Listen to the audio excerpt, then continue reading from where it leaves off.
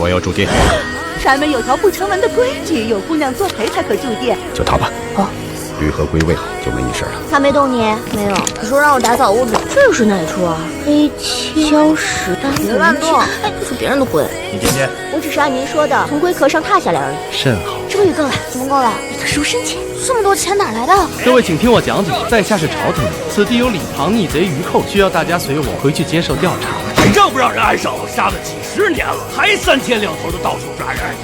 在下也是替朝廷办事。王爷，你是知道我的，我跟小梅就不用去了。不去也行。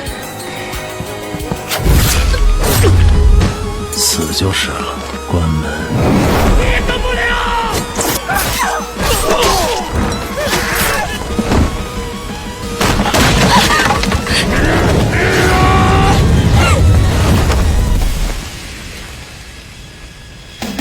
把我的驴起来！